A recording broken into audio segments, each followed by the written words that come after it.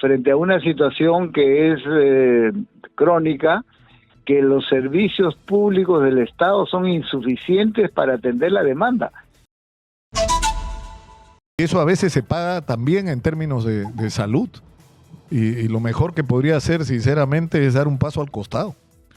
Porque necesitamos otra conducción para enfrentar la crisis de inseguridad. Pero más allá de eso, ahora que se recupere Juan José Santibáñez, porque acá no le deseamos mal a nadie. Óscar Ugarte, exministro de Salud, está en la línea. Óscar, muy buenos días. Hola, Nicolás. Muy buenos días. Muchas gracias por la invitación.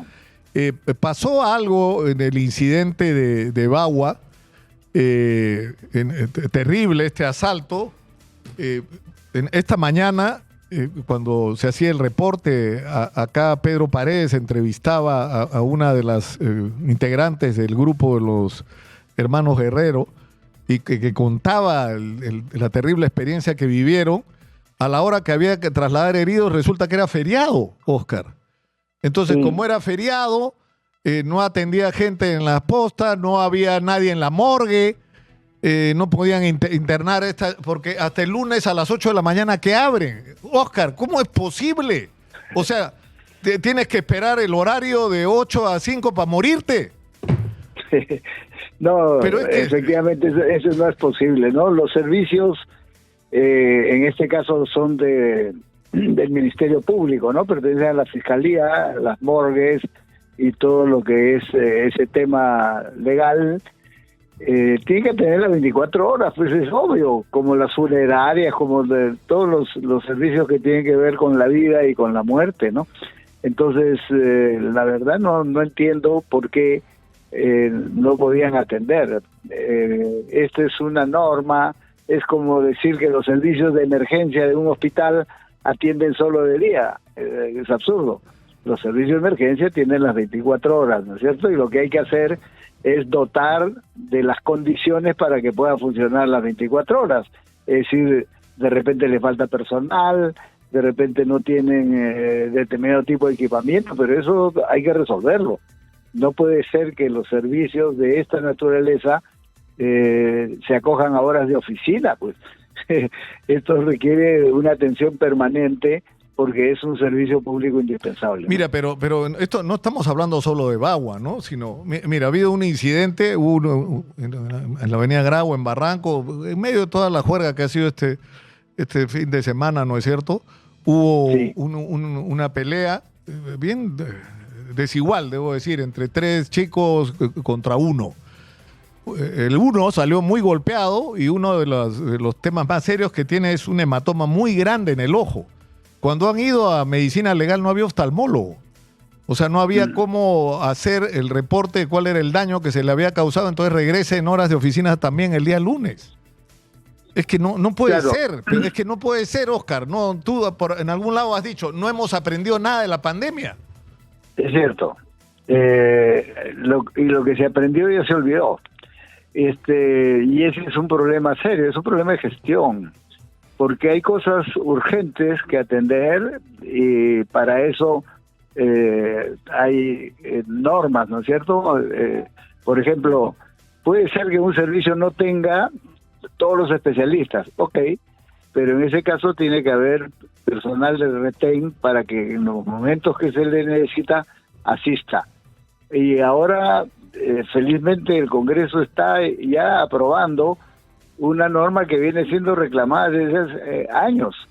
Esta posibilidad de que un médico, por ejemplo, que trabaja, vamos a suponer, en el Ministerio de Salud, pueda trabajar en otros horarios en salud. En salud, claro. Y viceversa, o de las sanidades, o del Ministerio Público, de tal manera que haya disponibilidad de personal justamente para los casos de que se necesita, ¿no? Entonces, ese es un problema de gestión. Estamos, sin duda, frente a una situación que es crónica, que los servicios públicos del Estado son insuficientes para atender la demanda. En el Ministerio Público, en el Ministerio de Salud, en Educación, en Justicia, ¿no es cierto? Eso lo sabemos. Y lo que hay que hacer es un crecimiento progresivo y ganando en eficiencia para poder atender lo que sea necesario. Pero entre eso se logra, hay medidas de emergencia y de corto plazo que se pueden adoptar. Si es cuestión de personal, de repente es un problema de dar un poco más de recursos. Y hablando de eso, el Congreso está por aprobar el presupuesto del 2025, el plazo es hasta el 30 de este mes. Entonces, este tipo de soluciones están ahorita en manos del Congreso. En el caso de la Fiscalía, o sea, el Ministerio Público, que requiere recursos, debieran hacer una redistribución de recursos. El Congreso no puede ampliar el presupuesto general que ha definido el Ejecutivo en función de los ingresos calculados para el próximo año, pero sí puede reacomodar partidas.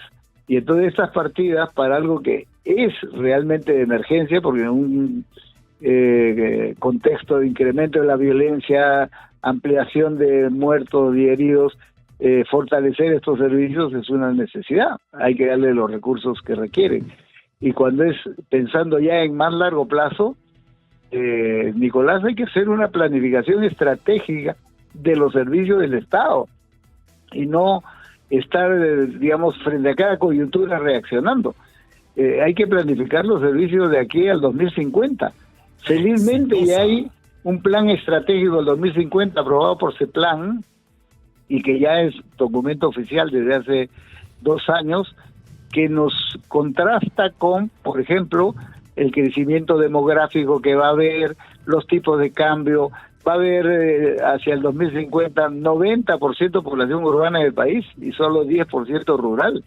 Entonces, la concentración humana en las grandes ciudades nos plantea problemas de servicios de agua, de vivienda, servicios de salud, etcétera, y eso hay que planificar con tiempo. Entonces, hay medidas de corto plazo que hay que hacer y recursos que aportar, pero hay planificación estratégica a mediano y largo plazo, y tenemos los instrumentos teóricos, conceptuales y equipos técnicos que lo pueden hacer, y esa debiera ser la tarea principal de este gobierno que está transitorio.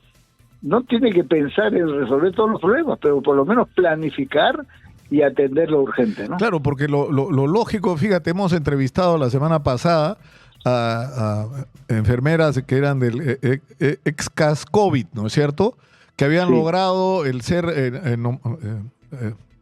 mantenidas como permanentes, no sé, indeterminado, que esas cosas raras que hay solo en el Estado peruano. Sí, que hay el caso indeterminado. 3, 4 regímenes laborales distintos. Pero resulta que es decir, les están pagando como sea, sacando plata de otros lados porque no están en el presupuesto. Oscar, ¿cómo puede pasar algo así? O sea, después de lo que nos ha pasado en la pandemia, donde ha quedado claro que tenemos un problema con el primer nivel de atención, tenemos un problema de equipamiento, tenemos un problema con hospitales que hay que terminar de una vez por todas y acabar con los litigios que están en el medio, o ponerlos a operar y separar los litigios. Tienes un gravísimo problema de personal, gravísimo. Entonces lo resuelves, pues, Oscar, pero y el presupuesto tiene que corresponder a esa solución. Necesitas más plata y una mejor gestión de la plata que tiene. Así es. Ninguna de las dos cosas ha pasado. Justamente por eso lo menciono, Nicolás, porque el tema presupuestal ahorita está en manos del Congreso. El Ejecutivo, mal que bien, ha presentado un proyecto de presupuesto, puede tener deficiencias. Bueno, pero el encargado de resolver esas deficiencias es el Congreso, que tiene que aprobar antes del 30 de noviembre, o sea, antes del fin de mes, el presupuesto de 2025. Si no le asignan más recursos ahorita al Ministerio Público para estos fines, no va a tener todo el próximo año y este va a ser un problema que va a continuar. Y yo creo que el presupuesto es reajustable. Se puede recoger, reducir gastos en algunos lados y apuntalar a los principales servicios, como son estos que estamos hablando, los servicios de salud, de educación, de justicia, que son las principales funciones públicas de servicio que el Estado tiene que brindar a la población. Entonces, sí es factible, es decisión política. de un lado del Ejecutivo, pero ahorita el Congreso tiene la gran responsabilidad. Tiene sus manos la llave, por supuesto que sí. Oscar, muchas gracias por atendernos. Muy buenos días. Gracias, Oscar Ugarte, Nicolás. exministro de Salud, ha estado con nosotros.